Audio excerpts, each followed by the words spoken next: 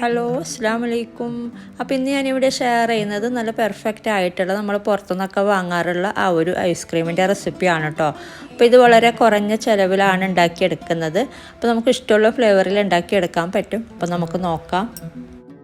അപ്പോൾ ഇതിന് വേണ്ടിയിട്ട് നമുക്ക് ആദ്യം വേണ്ടത് ഇതുപോലുള്ള CMC എന്ന് പറഞ്ഞിട്ടുള്ള ഈ ഒരു പൗഡർ. ഇതൊരു ഇച്ചിരി മാത്രമേ ചേർക്കുന്നുള്ളൂ, ഒരു 1/4 ടീസ്പൂൺ മാത്രമേ ചേർക്കുന്നുള്ളൂ. അപ്പോൾ ഐസ്ക്രീമൊക്കെ യൂസ് ചെയ്യുന്നൊരു പൗഡർ തന്നെയാണ്. അപ്പോൾ ഇത് സൂപ്പർ മാർക്കറ്റിലൊക്കെ വാങ്ങാൻ കിട്ടും. ചെറിയ റേറ്റേ ഉള്ളൂ, 28 റുപ്പീസാണ് 29 ഗ്രാമിന്.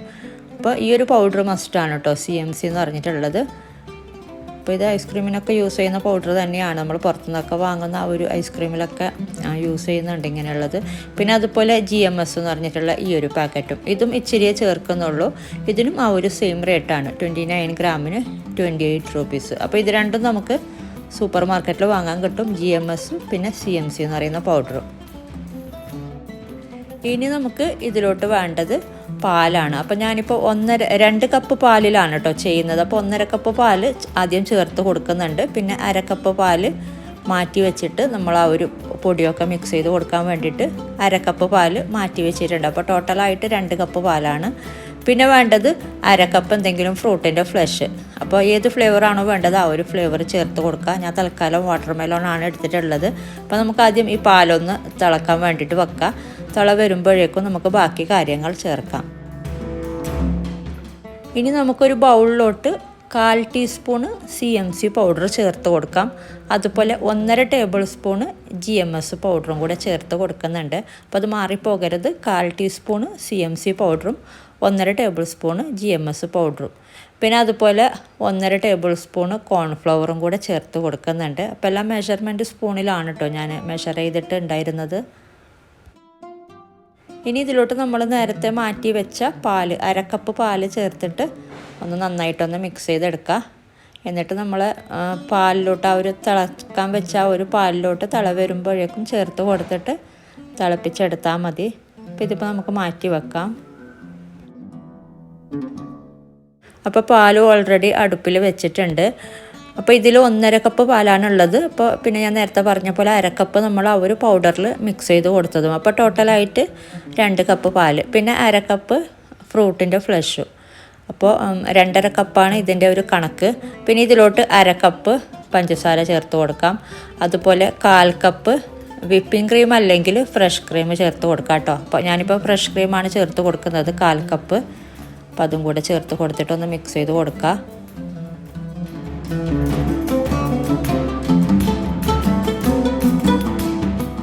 അപ്പോൾ ഇത് ചെറുതായിട്ട് തിള വരുന്നുണ്ട്. ഇനി ഇതിലോട്ട് നമ്മൾ നേരത്തെ മിക്സ് ചെയ്ത് വെച്ച ഈ ഒരു പൗഡർ മിക്സ് ചേർത്ത് കൊടുത്തിട്ട് നന്നായിട്ടൊന്ന് മിക്സ് ചെയ്തെടുക്കുക.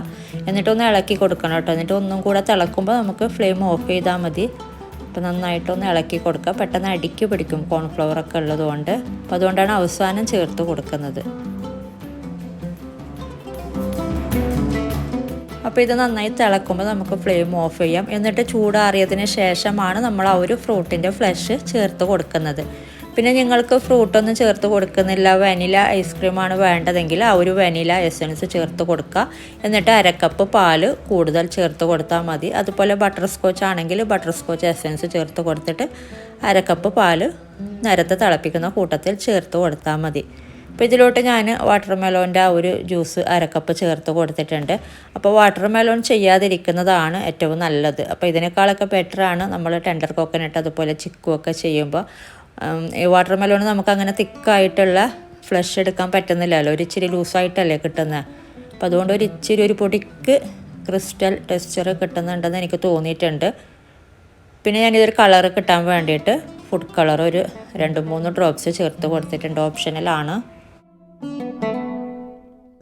അപ്പോൾ ടോട്ടലായിട്ട് 2.5 കപ്പാണ് കേട്ടോ ഇതിൻ്റെ കണക്ക്. അപ്പോൾ 2.5 കപ്പിനാണ് ഞാൻ നേരത്തെ ചേർത്ത ആ ഒരു ഇൻഗ്രീഡിയൻസിൻ്റെ കണക്കൊക്കെ. അപ്പോൾ ഇതിപ്പോൾ നന്നായി മിക്സ് ചെയ്തെടുത്തിട്ടുണ്ട്. ഇനി നമ്മളിതൊരു വേറൊരു പാത്രത്തിലോട്ട് ആക്കിയിട്ട് ഇത് ഒരു രാത്രി ഫുള്ള് ഒന്ന് സെറ്റാവാൻ വേണ്ടിയിട്ട് വെക്കണം. ഒരു രാത്രി ഫുള്ള് വെച്ചിട്ട് നല്ല ഐസ് കട്ടായതിന് ശേഷമാണ് നമ്മളിത് ബീറ്റ് ചെയ്ത് കൊടുക്കുന്നത്. അപ്പോൾ നല്ലൊരു എയർ ടൈറ്റുള്ളൊരു കണ്ടെയ്നറിലോട്ട് ആക്കിയിട്ട് ഒരു രാത്രി ഫുള്ള് ഫ്രീസറിൽ വെക്കുക. അപ്പോൾ ഇത് നല്ല സെറ്റായിട്ടുണ്ട്. ഒരു രാത്രി ഫുള്ള് ഞാൻ വെച്ചിട്ടുണ്ടായിരുന്നു. പിന്നെ നമ്മളിത് വേറൊരു വലിയൊരു പാത്രത്തിലോട്ട് ഇട്ട് കൊടുക്കുക. എന്നിട്ട് നന്നായിട്ടൊന്ന് ബീറ്റ് ചെയ്തെടുക്കുക. ഒരു 7 മിനിറ്റ് അല്ലെങ്കിൽ ഒരു 10 മിനിറ്റോളം നമ്മൾ വിപ്പിംഗ് ക്രീമൊക്കെ ബീറ്റ് ചെയ്യാറില്ലേ, ഒരു 7 മിനിറ്റൊക്കെ ബീറ്റ് ചെയ്താൽ മതി. ആ ഒരു രീതിയിലൊന്ന് ബീറ്റ് ചെയ്തെടുക്കുക നന്നായിട്ട് ഇലക്ട്രിക് ബീറ്റർ കൊണ്ട്.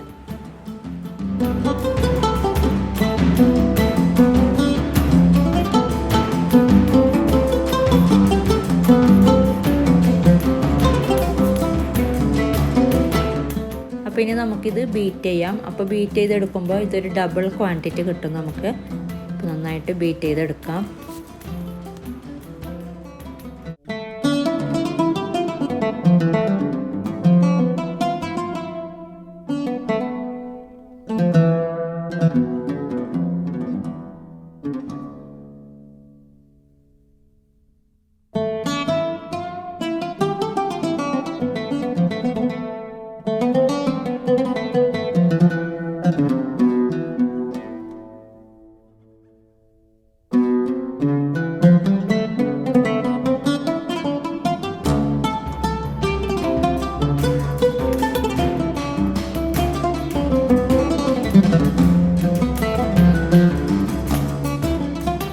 അപ്പോൾ നന്നായി ബീറ്റ് ചെയ്തെടുത്തിട്ടുണ്ട്. അപ്പോൾ ഇത്രയും മതി. പിന്നെ ഇത് വീണ്ടും ഒന്ന് സെറ്റ് ചെയ്യാൻ വേണ്ടിയിട്ട് ഫ്രീസറിൽ വെക്കണം. അപ്പോൾ വേറൊരു പാത്രത്തിലോട്ട് ആക്കി കൊടുക്കുക.